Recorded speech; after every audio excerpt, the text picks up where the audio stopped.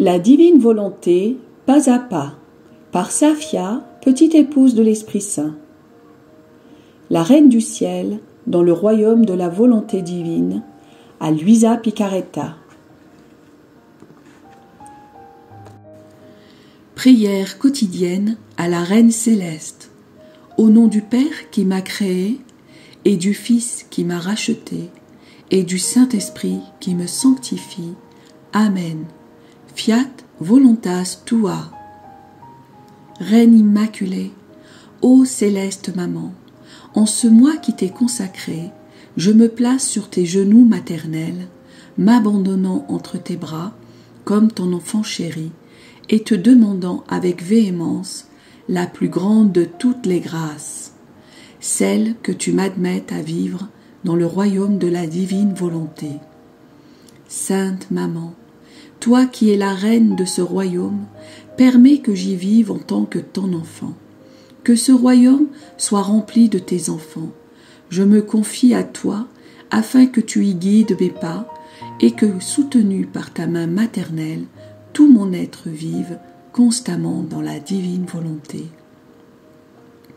Tu seras ma maman. À toi, ma maman, je confie ma volonté pour que tu l'échanges contre celle de Dieu et qu'ainsi je sois assurée de ne jamais quitter cette divine volonté. Je te supplie de m'éclairer afin que je comprenne bien ce qu'est la divine volonté. Amen. Je te salue, Marie très pure, conçue sans péché. Le Seigneur est avec toi. Tu es bénie entre toutes les femmes, et Jésus, le fruit de tes entrailles, est béni. Sainte Marie, Mère de Dieu, co-rédemptrice du monde, Mère et Reine de la divine volonté, Immaculée Conception, Mère des vivants et de l'Église, prie pour nous pécheurs de toutes les générations et veuille répandre l'effet de grâce de ta flamme d'amour à toute l'humanité, maintenant et à l'heure de notre mort. Amen. 35e jour. Une étoile nouvelle appelle les rois mages à venir adorer Jésus. L'épiphanie. L'âme à sa reine immaculée. Me voici de nouveau, Sainte Maman, sur tes genoux maternels. Ta beauté enchanteresse et le doux bébé que tu presses sur ton cœur me captivent tellement que je ne peux me séparer de vous. Aujourd'hui, ta beauté est encore plus ravissante. Il me semble que le chagrin de la circoncision t'a rendue encore plus belle. Ton doux regard scrute au loin pour voir si des personnes qui te sont chères s'en viennent, car tu as en toi un désir intense de faire connaître Jésus. Je ne descendrai pas de tes genoux afin de pouvoir profiter de tes magnifiques leçons et d'en venir ainsi à connaître et à aimer davantage le doux enfant. Leçon de la Reine du Ciel. Ma fille chérie, mon fils chéri, tu as raison quand tu dis que je parais plus belle. Tu dois savoir que quand j'ai vu mon fils se faire circoncire et le sang jaillir de sa blessure, j'ai aimé ce sang et cette blessure. Je suis alors devenue doublement mère, mère de mon fils et mère de son sang et de sa cruelle souffrance. Pour cette raison, j'ai acquis devant la divinité un double droit de maternité, un double droit de grâce pour moi-même et pour toute l'espèce humaine. C'est pourquoi tu me vois plus belle. Ma fille, mon fils, comme c'est beau de pouvoir faire du bien, de pouvoir souffrir en paix par amour pour celui qui nous a créés. Cela lie la divinité à la créature et lui donne des grâces d'amour au point de l'immerger. Cet amour et ces grâces ne veulent pas demeurer inactives, mais se répandre et se donner à tous pour faire connaître celui qui nous a tellement donné. C'est pourquoi je sentais le besoin de faire connaître mon Fils. La divinité qui ne sait rien refuser à ceux qui l'aimaient fit naître dans le ciel bleu une nouvelle étoile, plus belle et plus lumineuse qu'à l'accoutumée, et qui était à la recherche d'adorateurs pour le petit roi Jésus. Par son scintillement muet, elle disait à tous, « Celui qui est venu pour vous sauver est né. Venez l'adorer et le reconnaître comme votre sauveur. » Mais, ô ingratitude humaine, seulement 3 personnes se sont montrées attentives et sans s'arrêter aux souffrances, aux difficultés, se sont mises en route en suivant l'étoile.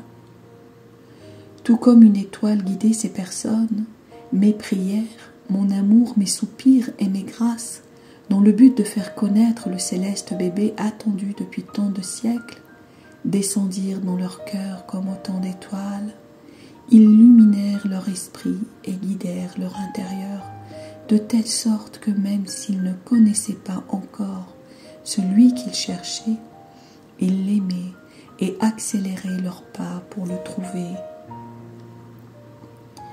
Ma fille chérie, mon fils chéri, mon cœur maternel se réjouissait de la loyauté et des sacrifices de ces 3 personnes, voulant connaître et adorer mon fils. Cependant, je ne peux pas te cacher une souffrance secrète de mon cœur. Seulement 3 sont venus. Dans l'histoire des siècles, combien de fois j'ai vécu cette souffrance et subi cette ingratitude humaine. Mon fils et moi ne faisons rien d'autre que de faire se lever des étoiles, plus belles les unes que les autres, pour appeler les uns à connaître leur Créateur, d'autres à la sainteté, d'autres à se relever du péché, d'autres à un sacrifice héroïque. Et veux-tu vraiment savoir ce que sont ces étoiles? Une rencontre pénible est une étoile, une vérité nouvelle qu'on apprend est une étoile, un amour non payé de retour est une étoile, une déconvenue, une souffrance, une désillusion, un événement inattendu sont autant d'étoiles qui mettent de la lumière dans les pensées des créatures. Doucement, ces étoiles veulent leur faire trouver le céleste enfant qui gigote d'amour, grelotte de froid et cherche un refuge dans les cœurs pour y être connu et adoré. Mais hélas, j'attends en vain que ces étoiles m'apportent des créatures pour que je dépose dans leur cœur l'enfant que je tiens dans mes bras. Ma maternité est paralysée. Alors que je suis la maman de Jésus, je ne peux accomplir ma fonction de maman envers les créatures parce qu'elles ne sont pas autour de moi et ne cherchent pas Jésus. Quelle souffrance, ma fille, mon fils, quelle souffrance! La fidélité et les sacrifices sont nécessaires pour pouvoir suivre les étoiles. Et si le soleil de la divine volonté veut s'élever dans une âme, quelle attention cette âme doit lui accorder, sinon elle reste dans l'obscurité de la volonté humaine. Quand les saints rois mages entrèrent dans Jérusalem, ils perdirent de vue l'étoile, mais ils ne cessèrent pas leurs recherches pour autant. Et quand ils quittèrent la ville, l'étoile leur est réapparue et les conduisait tout heureux à la grotte de Bethléem. Je les reçus avec un amour maternel, et le cher bébé les garda avec beaucoup d'amour et de majesté, laissant sa divinité transparaître dans sa petite humanité. S'inclinant, ils s'agenouillèrent aux pieds de l'enfant en adorant et contemplant sa céleste beauté. Ils le reconnurent comme le vrai Dieu. Ils étaient acharnés et extasiés par lui, de telle sorte que le céleste enfant dut cacher sa divinité à l'intérieur de son humanité. Sinon, les rois mages seraient restés sur place, incapables de se détacher de lui. Quand ils furent sortis de leur extase, pendant laquelle ils avaient offert l'or de leur âme, l'encens de leur foi et de leur adoration, et la myrrhe de tout leur être, de tout sacrifice que Jésus attendait d'eux, ils offrirent des cadeaux visibles. Or, encens et myrrhe.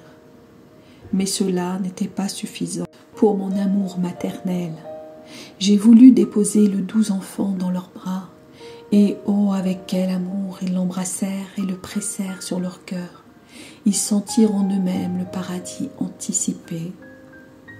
Par cet acte, mon Fils invita toutes les nations païennes à la connaissance du vrai Dieu et disposa les bienfaits de la rédemption pour tous. Il se constitua roi de tous les gouvernements en gouvernement sur tous, avec son amour, ses souffrances et ses larmes. Dominant tout, il mit le royaume de la divine volonté à la disposition de toute la terre. Et moi, ta maman, je voulus être le premier apôtre. J'instruisis les mages, leur raconter l'histoire de mon Fils et leur parler de son amour ardent. Je leur recommandai de le faire connaître à tous. Prenant la première place en tant que mère et reine des apôtres, je les ai bénis et les ai fait bénir par mon cher bébé. Ensuite, heureux et en larmes, ils partirent pour leurs régions respectives. Mais je ne les laissai pas vraiment, les accompagnant de mon affection maternelle et leur faisant ressentir Jésus dans leur cœur. Oh, comme ils étaient heureux! Tu dois savoir que je me sens pleinement mère seulement quand je vois Jésus régner totalement et en permanence dans les cœurs de ceux qui le cherchent et l'aiment. Un petit mot pour toi maintenant. Si tu veux que je remplisse vraiment mon rôle de mère auprès de toi, laisse-moi placer Jésus dans ton cœur.